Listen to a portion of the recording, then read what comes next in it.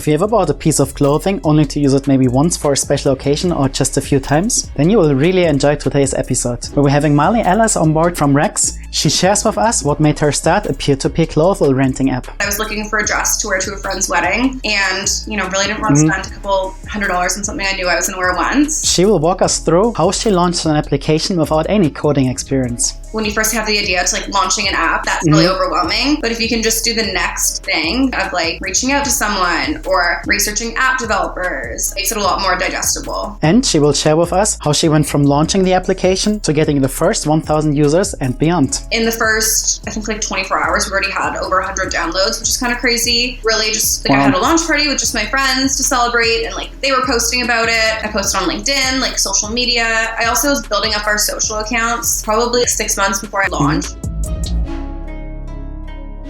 Hello and welcome to the Impactful Ninja Show. I'm your host, Dennis Kamprad, and today we're joined by Marley Alles from Rex. Marley, welcome. Thank you so much for having me. I'm so excited. Thanks for being here. I'm super excited as well. Before we get into your journey, give us a big overview of what is Rex? What are you doing there? Yeah, so Rex is Canada's peer-to-peer wardrobe rental app. So how it works is lenders can make money off their closet by lending out items to borrowers who rent out items for a fraction of the cost of retail value. So really our mission is to tackle the global fast fashion crisis that really profits off worker exploitation and negative environmental impacts. So does that mean that if I'm looking for a specific piece of clothing, instead of having to buy it, I could just use your app and have a look if there's something available for me or for anyone else looking, rent it, return it, and I'm not contributing to clothing waste?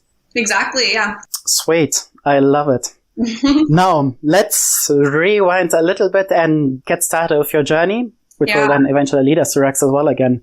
Tell me a little bit about your background. What did you do before starting it? Yeah, so I was actually working full-time at a Big Four and doing my MBA in technology. So I was just working kind of full-time in marketing before I started Rex. Oh, nice. And from the experience there, so basically working at a Big Four company, doing the MBA, and then what happened along the journey that you figured out clothing is an issue, the waste especially with that is an issue, and maybe using items just a few times. What happened along the journey from your professional career to, seeing these issues? I've always really been interested in kind of entrepreneurship and startups, really read every business book or listen to every podcast. Even at university, I was a teaching assistant for a digital marketing course where students actually had to create a store on Shopify and sell real products. So that was kind of my first taste of entrepreneurship, and that kind of led to me consulting for other companies in the area, and then, went into marketing where I learned to grow companies. And then I always kind of had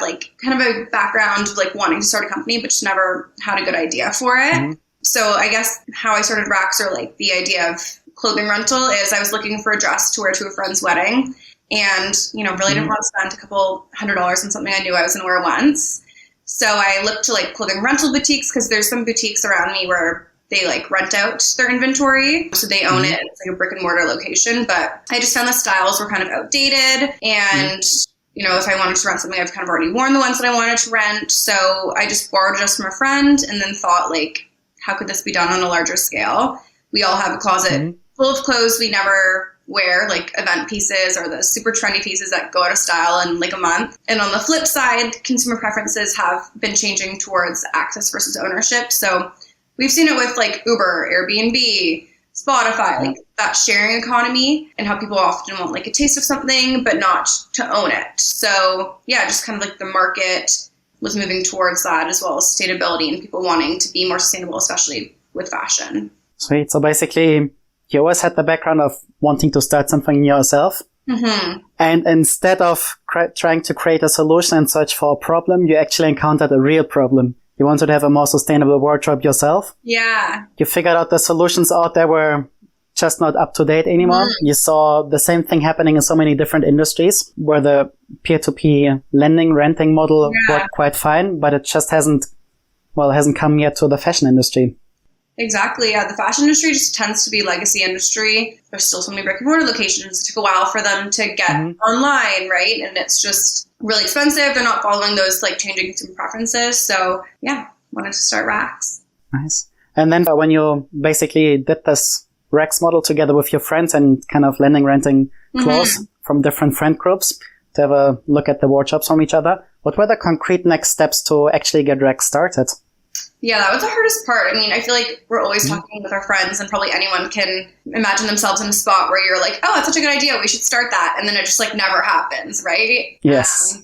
So for me, I kind of took a more cautious approach, and I did all my research on the market to see if it was a viable market opportunity, if it was a growing industry, the different competitors in Canada and globally. And if I was going to do it, how could I be marginally better so it would actually succeed, or different branding? Look to the future consumer. Is this something that people are likely to buy in on the next like 5 to 10 years, or is it just a fad? So definitely spent like months and months researching the idea to really validate, and then talked to every single person that I could, whether it be friends, family, people in the industry, reached out to like random people, and surprisingly they were really willing to talk to me about it. And then just developed kind of a plan of next steps I had to take. And it's definitely really overwhelming, because when you first have the idea to like launching an app, that's really overwhelming. But if you can just do the next thing of like reaching out to someone or researching app developers, it makes it a lot more digestible. Oh, you can really see that there's an MBA background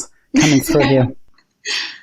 So basically, just to recap slightly, from the idea, the first thing that you did, or one of the first thing, was basically market research. You had to look if that's a growing industry. And luckily for us, everything connected to sustainability seems to be growing quite a bit at the moment, even though it still needs to grow much, much more. And the next thing was actually, interviews with potential customers, and you received some good feedback there. Plus a step of, you already mentioned that you have an app, plus the steps to researching the app developers. Totally. You also mentioned that happened a few months passed by. What would you say was the rough time frame between, from the wedding, borrowing clothes for the wedding, to, the concrete first steps? Definitely, like, as soon as I had the idea, I was absolutely obsessed and literally couldn't sleep, and spent weeks just like researching. But once I kind of validated that the idea was there, that concrete next step was probably 2 months until I found a developer that I wanted. And there's a lot of different, I knew nothing about app development. There's so many different options, like low code, no code, which are a lot quicker to market and cheaper, which is really good for an MVP. Like, if you ever have an idea, definitely launch with like the leanest MVP possible, cheap, quick to market. You don't want to be spending like 6 months, $60,000 to develop like a whole app that people might not even want. So my idea was just to really launch like a super lean, low code MVP in a couple months, just to get it out there, test the market, and then iterate on customer feedback. So yeah, to answer your question, it was probably 2 months from the idea to like that next step. And did you do this testing next to a full-time job, or did you already say, well, let's go all in? Yeah, next to a full-time job. I'm actually still working my full-time job as I do Rax. And I was doing my MBA at the time as well, and it was a global MBA. So my classes were 1 to 4 a.m., which was, I would literally set my alarm for like 12:59, sleep for like 2 hours, and then roll out of bed. You had to be on camera, so I was just like a zombie at 1 a.m. But yeah. Wow, that's some real passion coming through there, to setting the alarm from 1 to 4, no? Yeah, it was a lot. So let's continue the journey. So basically, you found some developers, you developed the app. What happened to the clothes? Because in the end, a peer-to-peer clothing model, it's kind of a two-sided business model, right? You need people to lend the clothes, and you need people to rent the clothes. You were providing the interface in the middle. How did you get the first customers from either side on board? Yeah, it's a typical marketplace problem where you have like the chicken and the egg, like, do I get supply first or demand? And one is always easier, right?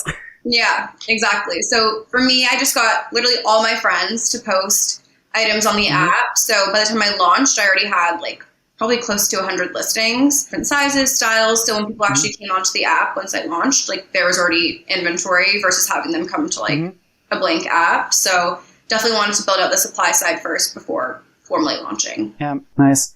And when you say when you launched and people were coming to your app, what was your kind of customer acquisition strategy in this sense?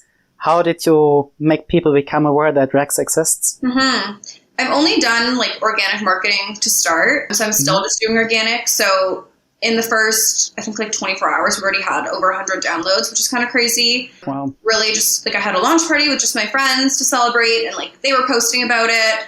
I posted on LinkedIn, like social media.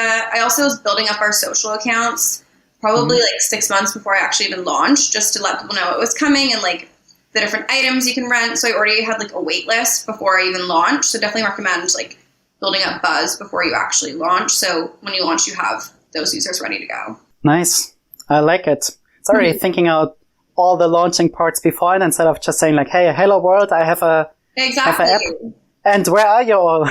Yeah. So I mean, it took a few months to build, right? So in those few months, I was like, I might as well just start like marketing for it and letting people know like what I'm doing. Nice. So, what would you say were one of the biggest challenges for you along the way until where we are now? I have no experience with like app development or like technology really. I mean, I did my MBA in technology, but I feel like learning it in like real life is pretty different. It's business technology versus IT technology, no? Yeah, totally. So I launched a like lean MVP, like I mentioned, and it was using a low-code platform, and it's definitely quite laggy and slow. It wasn't quite what I thought it was going to be. So I think my biggest challenge has been like trying to scale an app that might lag or take a few seconds to load, and then users don't have the best experience. So that the tech has kind of been my issue. Right now, we actually got on a new CTO to lead the tech side of things. Thank gosh. So I'm not doing that as much anymore. I'm still involved, but not the one leading it anymore. So we're building out a new coded app, launching hopefully this winter. So my biggest challenge has been just the tech side of things. Awesome, but it sounds also, without having any coding or any real like tech developing abilities, you were still able to manage in a sense of no code, low code plus a developer who helps you just building it along the way. Code in Python, React Native now, like it's I think there's also one really good learning for the listeners, because in the end there might be a lot of obstacles along the way, but there's always someone who could help you even for the first iteration, which also comes to the next step. You had like a first lean MVP, or like a first iteration of the application out there. And now it looks like you've grown so much that you were able to bring a CTO on board to help you with like a fully fledged coded app. Totally. Yeah. Like the lean MVP was good to test the market. I mean, I wish it wasn't laggy and like slow and all those issues, but I mean, we have users on, people giving us good feedback, like kind of validating the idea. And now we can go out and like really storyboard, wireframe, design, like take those 6 months now to build an app where we already know what consumers want because we've gotten all that great feedback, versus if I took 6 months at the beginning to build it without all that feedback, like we might be building something that people don't want. Yeah, no, it's perfect. One of the biggest challenges a lot of businesses face, a lot of startups face that are failing, is they don't take user feedback into account. And it seems like you're doing it all the way before starting, during the start, and now even more. Yeah. How has the growth been for you so far since when you started until now? Like how much time has passed so far, and how did the application and Rex develop? Been almost, I guess, 7 months now, which has flown by. And already onboarding a CTO. Yeah. Awesome. And it's been, I mean, we've only done organic marketing, so haven't done much paid. And not that I don't want more users on this app that's slow and laggy, but you don't want more users to have a bad experience on it. So I've just been doing organic, like building up slowly. And then obviously we have to do the migration to the new app. So with all the users, so the growth's been good.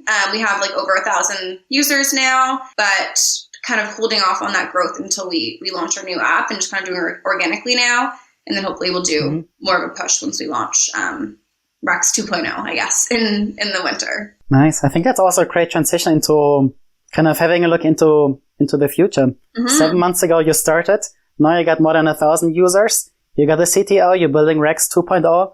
What's your plans for the future? What's going to happen afterwards? Yeah, there's a lot of opportunities with clothing rental. I mean, last week, Japan Airlines just launched a clothing rentals. If you saw that, yeah. So they partnered with one of the biggest clothing manufacturers in Japan. And now what you can actually do if you book a flight with Japan Airlines is you can say what date you're going, what size you are, and then rent a bunch of clothes, and they'll actually just send it to your accommodation where you're staying. So they're trying to reduce their carbon emissions. So obviously having big suitcases on flights, increase their carbon emissions. So there's definitely some unique angles around it. One thing that I would really love to do for Rax is build out our clothing rental as a service. So a lot of traditional fashion companies are trying to obviously be more sustainable. Clothing purchases are actually I think down at least 5% year over year. So people aren't actually buying clothes as much. So they're trying to find more sustainable ways. And soon it won't be a nice to have, it'll be a must have for fashion companies to reach their certain sustainability goals. So I'd love to power their rental for them, whether it be exclusive lines for rental or just like their items. And then leveraging like Rax's app and Rax's audience, who are obviously really tapped into the rental economy, empower their rental for them and allow them to be more sustainable and kind of close the loop on fashion and be more circular. Awesome. I love that part, especially when like everything that comes to circular economy. When you turn one product into using it like just a few times, maybe even just once, throwing it away, turning into a circular product, helping it like basically live on. Exactly. Because I mean, we all have just clothes sitting in our closet. Like I have in this closet here, you can kind of see like just hundreds probably of dresses that I've really worn once, and it's just so wasteful. It's expensive, and I'd love someone else to enjoy them, but I don't want to sell them, right? Because I might still want to wear them. So clothing rental just gives a new opportunity, especially in like the side hustle generation. People, want to make money and kind of want to be entrepreneurs. There's some really great success stories of how much money people can make just renting out their clothes. Yeah, awesome. Let's just say I would want to rent out my clothes. I happen to live where Rax app exists. Yeah. What would be my concrete first steps? How could I get on board? How could I support the business model? How can I turn my wardrobe into a more sustainable one? So if you want to list out your closet, it's super easy. You just download the app and you can list an item in just a couple of minutes. So you take a picture of it, fill in details like brand, size, color, where it's located, so people know like how far away it is from them. And then you can block off any dates you want to wear it for. So say you're going to wear it like in August to a wedding, you can block it off for that date and then just list it out. And then if on the flip side for borrowing, if you want to borrow an item, it's kind of like a scroll feed like Instagram. So you can scroll hundreds of listings. You can also filter for like size, color, all that great stuff. And then you can click borrow, choose how long you want it for. So maybe you want it for up to 6 months. We also do long-term rentals, and it's just a tiered pricing. You can choose what day you want it for. And then if it's nearby, you can do local pickup, or Canada Post, our shipping partner, so you can get it shipped nationally as well. Nice. And do I understand it correctly? At the moment, you're operating in Canada only? Yeah, just Canada for now, but hopefully once we have a new app, we'll expand. Awesome. So basically, depending on when our listeners see it, the episode going live, so either you would already have the app going a little more globally, or let's just say I would want to do holidays in Canada. Exactly. I could basically download your app, select where I will be, when I will be there, and have a look at the new workshop for holidays, similar to the Japanese model. Exactly. Nice. I like it. Now let's reflect a little bit on your journey so far. So for the last 7 months, plus all the research time and, everything that happened beforehand, how would you say has Rax impacted your personal life? Did you do any different choices? Did you change anything to live more sustainably yourself? Totally. I definitely, I always knew the fashion industry or just other industries in general were bad, but I just didn't really realize how bad until I did my own research. So the fashion industry is literally the second worst industry in the world. And it really opened my eyes up to all the different, ways that our consumption impacts. So whether it be the toothbrush you're using in the morning or, the food you're eating or the clothes you're wearing, I didn't realize how much of what we consume impacts the not only the environment, but also ethically and the people working at those companies. So for me, my personal life, it really just shone a light on all the different ways that we are actually all impacting the environment and people. And when you're basically from everything that you've learned as well, what would be one tip that you would be able to give to our listeners to basically become more impactful in their daily lives? I think definitely do your own research and realize what you're doing, how it's impacting the world. And clothing rental, but try to get Rax, no, I'm kidding. But yeah, definitely do your own research on kind of your daily routine and how what you're doing is impacting the world. So maybe your plastic toothbrush, you can switch to bamboo, or your polyester sheets can switch to bamboo. It's one of the most sustainable and ethically sourced materials. Maybe instead of buying stuff in plastic wrapping, opt for glass jars. I would say just do your own research on what you're doing and how you can make these little swaps into your everyday routine. It seems really overwhelming if you just go from an unsustainable life to sustainable. It seems like it's either all in or nothing, and it's not. It's the small steps you can take every day, and the way it's actually going to stick is if you can just implement it into your daily routine and just opt for a little bit more sustainable things you're doing. So instead of using parchment paper, maybe it's silicone baking sheets instead. Like these little swaps that will actually save you money in the long run. And you're already doing it, so it's not like you're doing anything different. It's just more sustainable. Sweet, I love it. Basically having a look at the environment, what kind of products and materials we're using, and then one by one slowly thinking about is there a more sustainable alternative? Also with keeping in the back of the mind, maybe it's more expensive once you buy it once, but since you were able to reuse it, it might even be cheaper and helping the environment. Exactly, yeah. Awesome. Well, thanks so much.